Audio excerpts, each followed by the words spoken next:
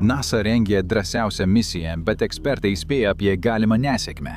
Ar tai pavojingiausias žmonijos žingsnis, ar lemtingas pokytis? Sveiki, aš Džošas. Šiandien The Infographic Show sužinosite, kodėl NASA 2022 siunčia žmones į Mėnulį. Artemis 1 buvo bandomasis skrydis be įgulos, skirtas išbandyti Orion kapsulę prieš skraidinant žmones. Misija buvo sėkminga. Kapsulė apskriejo Mėnulį, sugrįžo ir nusileido Ramiajame vandenyne. NASA džiaugiasi spaudos pranešimuose. Kai gelbėtojai iškėlė kapsulę ant USS Portland denio, inžinieriai apžiūrėjo erdvėlaivio apačią ir šventės baigėsi. Šilumos skydas, būtinas įgulos saugumui grįžtant į Žemę, buvo prastos būklės. Orion šilumos skydas pagamintas iš F-Code. Jis sukurtas taip, kad sudegtų, kai kapsulė grįžta per Žemės atmosferą, paaukodamas save tam, kad apsaugotų tai, kas yra viduje, kai kapsulė sminga į atmosferą. Judant 40 000 km/h greičiu, trintis sukuria beveik 3000 laipsnių Celsijaus temperatūrą. F-Code'as turi sudegti, virsti dujomis ir pašalinti šilumą nuo laivo. Artemis 1 misijoje šis sluoksnis ne tik sudegė, bet ir sulūžo. Skydo gabalai. Kai kurie tokie dideli kaip pietų lėkštės buvo atšokę. Tai vadinama ištrupėjimu. Vietoj lygaus paviršiaus skydas priminė krateriais nusėtą Mėnulį. Buvo gilių įdubimų ten, kur medžiaga neatlaikė, nors modelis rodė, kad sudegęs sluoksnis turėtų likti prilipęs. Tačiau realybė buvo visiškai kitokia. Tai rodo pagrindinį trūkumą, kurį NASA ignoruoja. Tyrimas nustatė kaltininką – konstrukciją. Apollo šilumos skydai buvo gaminami įpurškiant medžiagą į korio struktūrą, kuri neleido ją išsisklaidyti, nors procesas buvo sudėtingas. Įtrūkimas sustodavo ties korio ląstelės sieną. NASA, siekdamas sutaupyti Orion projekte, perėjo prie blokinės architektūros. Dideli F-Code gabalai buvo klijuojami prie konstrukcijos, bet nauja formulė buvo mažiau pralaidi nei ankstesnė. Kai medžiagoje pradėjo kauptis dujos, jos išsiveržė į išorę, todėl skydo dalys sprogo nuo laivo.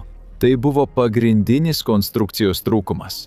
Įprastoje inžinerinėje kultūroje sprendimas būtų akivaizdus. Sukuri naują skydą, grįžti prie projektavimo, išsprendi problemą ir pagamini naują. Ir tada vėl jį išbandai, be įgulos. Tačiau NASA to nedaro.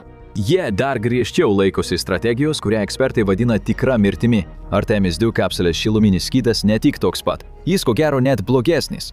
Šį kartą F-Code'as storesnis ir mažiau atlaidus nei ankstesnis Artemides 1 misijoje. Jo keitimas užtruktų metus, reikėtų ardyti kapsulę ir atidėti paleidimą iki 2027 ar 2028 metai. Dėl dabartinės politinės situacijos 2 metų vėlavimas nepriimtinas, todėl NASA nusprendė skristi su defektuotu skydu. Jų sprendimas netaisyti techninę įrangą, o pakeisti, kaip jie ją naudoja. Jie pakeitė grįžimo į atmosferą trajektoriją. Jie planuoja kapsulę nuleisti likštesniu kampu, atlikti lofted entry, kad šiluma pasiskirstytų kitaip ir temperatūra būtų pakankamai žema, jog medžiaga nesprogtų. Jie siekia apeiti techninės įrangos trūkumą skrydžio metu, o vienam buvusiam astronautui tai sukelia šiurpų déjà vu.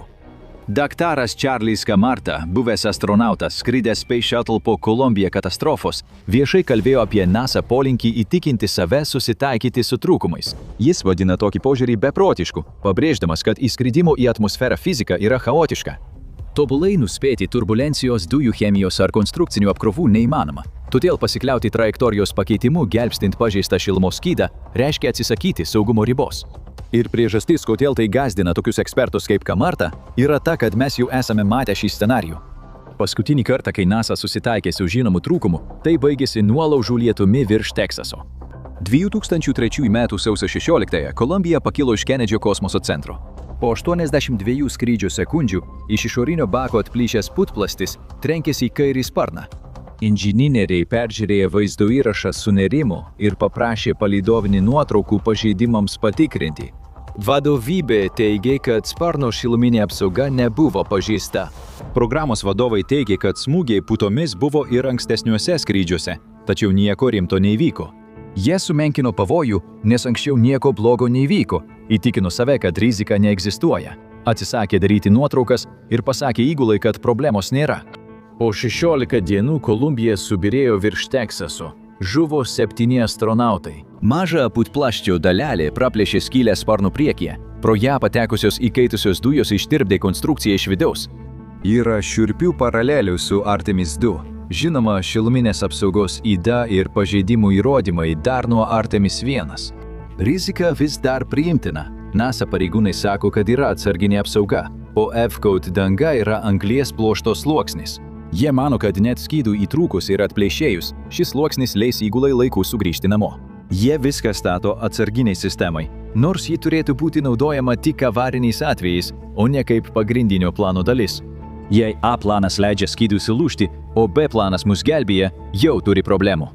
Nepriklausomos saugos institucijos kelia pavojaus signalus, Aerokosminės saugos patariamasis komitetas išreiškė susirūpinimą. Tačiau programos pagreitį sustabdyti labai sunku.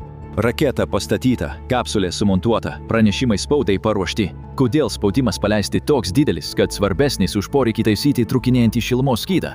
Atsakymas yra Pekine, toli nuo Floridos. Teigiama, kad Artemis susijęs su mokslu, vandeniu, ledu Mėnulio pietų ašigalyje ir pasiruošimu kelionei į Marsą. Tai iš dalies tiesa, bet ne pagrindinė priežastis. NASA skuba. Jungtinės valstijos dalyvauja lenktynėse, o Kinijos CNSA juda bauginančiu greičiu. Jie turi kosminę stotį orbitoje, jie nutupdė mėnulėgius, pargabeno mėginius ir aiškiai pareiškė, kad jų tikslas iki 2030-ųjų išlaipinti taikonautus Mėnulio paviršiuje. Tai nėra Apollo era. 1960-aisiais Mėnulis buvo tikslas. Nuvykai, iškėlei vėliavą ir išvykai. Dabar jis laikomas teritorija. Mėnulio pietų ašigalis labai vertingas, nes ten vienintelė vieta su vandens ledu. Vanduo reiškia gyvybę astronautams, kvėpuojamą deguonį ir raketų kurą. Tai raktas leidžiantis palikti Mėnulį ir keliauti toliau. Skrendant į Marsą geriau startuoti iš Mėnulio, nes ten silpna gravitacija ir yra kuro lede. Jei Kinija Mėnulyje nusileis pirma, Amerikos kosmoso tyrinėjimų aukso amžius gali nesulaukti pradžios. NASA nerimauja, kad Kinija užims geriausias nusileidimo vietas. Jie nustatys išskyrimo zonas, sukurs nuosavybės precedentą. 2 metų delsimas taisyti šilumos skydą yra neįmanomas. Kiekvieną dieną, kai misija vėluoja, Kinija žengia į priekį. Jei Amerikos astronautai liktų Žemėje, o Kinija paleistų pilotuojamą misiją, tai būtų politinis košmaras. Todėl nurodoma judėti pirmyn, o kur dar pinigai? Artemis programa iki 2025-ųjų kainuos $93 milijardus. Kiekviena kosminės paleidimo sistemos arba SLS misija kainuoja daugiau nei $4 milijardus. Išlaidos tvarios tik dėl pinigų nukreipimo į konkrečias vietas. SLS Rangovai, Boeing, Northrop Grumman ir Aerojet Rocketdyne įdarbina tūkstančius Alabamoje, Floridoje, Mississippyje ir Jutoje. Pažiūrėkite į SLS variklius. Tai tie patys RS-25 naudoti Space Shuttle erdvėlaiviuose ir laikyti NASA sandėlyje. Kongresas liepė naudoti seną įrangą, užuot kūrus pigesnės, daugkartinio naudojimo technologijas kaip SpaceX, kad išsaugotų darbuotojus. Programa pirmiausia kūrė darbo vietas, tik tada skatina tyrinėjimus. Jei NASA 2 metams sustabdys darbus dėl šiluminio skydo, surinkimo linijos sulėtės, pinigų srautas į apygardą sustoja, politinė parama svyruoja. Tačiau kol politikai kovoja dėl biudžetų, 4 astronautai ruošiasi kelioniai, kuri neturi saugumo tinklo. Artemis II nėra paprastas šuolis į Mėnulį, tai 10 dienų kelionė kelianti riziką įgulai. Ar mes pamiršome valdyti viską, kai skraidė kosminis šatlas, ar astronautai vyko į tarptautinę kosminę stotį? Dabar jie yra 400 km aukštyje, žemoje Žemės orbitoje. Jie gali grįžti namo per kelias valandas, jei kiltų nuotėkis, gaisras ar medicininė situacija. Juos saugo Žemės magnetinis laukas nuo pavojingos Saulės radiacijos. Artemis II neturi saugumo tinklo. Ji keliaus 7400 km už Mėnulio pusės, o Saulės žybsnio atveju bus pavojuje. Oriono kapsulėje yra radiacinė slėptuvė. Įgula gali susispausti tarp atsargų, apsaugančių nuo radiacijos, bet tai netobula. Stiprus vainikinės masės išmetimas per kelias valandas gali suteikti viso gyvenimo radiacijos dozę. Artemis I misijoje radiacija sukėlė elektros trikdžius kapsulės sistemose. Elektronika paveikė įkrautos dalelės, pakeitusios atminties bitus, ir tai vyko 24 kartų. NASA pranešė atnaujinusi programinę įrangą, bet techninės įrangos nepakeitė, o radiacija liko tokia pati. Dabar Saulė labai aktyvi, artėja Saulės maksimumas, o gelbėjimosi valties nėra. Kai varikliai įsijungia skrydžio į Mėnulį manevrui, atgal kelio nebėra, toliau valdo gravitaciją. Sugedus gyvybės palaikymu jie uždūsta. Jei variklis suges grįžimo metu, jie amžiams pranyks tamsoje. Visi Orion komponentai turi veikti, tačiau jau buvo problemų su gyvybės palaikymu. Artemis 1 trikdžiai, akumuliatoriaus anomalijos, šiluminės apsaugos trūkumai. Įgula tai žino ir kaip profesionalai priima riziką. Tačiau yra skirtumas tarp nenuspėjamų pavojų tyrinėjant kosmosą ir skrydžio su įranga, apie kurios problemas jau žinai. Kritikai teigia, kad NASA labiau vengia rizikos nei SpaceX. Tačiau štai keista tiesa, net ir esant tokiai atsargumo kultūrai, astronautai vis tiek skrenda aparatais, kurių trūkumai yra žinomi. Jie vengia rizikos, kai kalbama apie dokumentaciją, procesus ir biurokratiją. Kalbant apie egzistencinės rizikas, šilumos skydą, radiaciją, raketų gedimus, jie atrodo to nepaiso. Ekspertų grupė tyrusi šilumos skydą nepavadino jo saugiu. Jie atnaujino modelius ir teigė geriau suprantantys anglies sluoksnio praradimą. Trajektorijos pakeitimas sumažina riziką, tačiau rizikos mažinimas nėra sprendimas, o lošimas. Jie naudoja įtrūkimų nustatymo įrankį, programinės įrangos simuliaciją, prognozuojančią skydų skilimą, tačiau kritikai mano, kad ji per paprasta. Jis laiko medžiagą vienalytę, nors krentant kapsuliai anglies sluoksnio savybės kas 2 sekundės keičiasi. NASA šalininkai, kaip buvęs astronautas dr. Denis Olavas, pripažino, kad skydo veikimas neatitinka normų ir dar neveikia tinkamai. Planas – pasitikėti trajektorijos pakeitimu. Kodėl? Kitaip tektų pripažinti, kad po 15 metų ir beveik $100 milijardų SLS ir Orion programa vis dar neparuošta. Artemis 2 atšaukimas ar atidėjimas būtų mirtinas smūgis NASA architektūrai.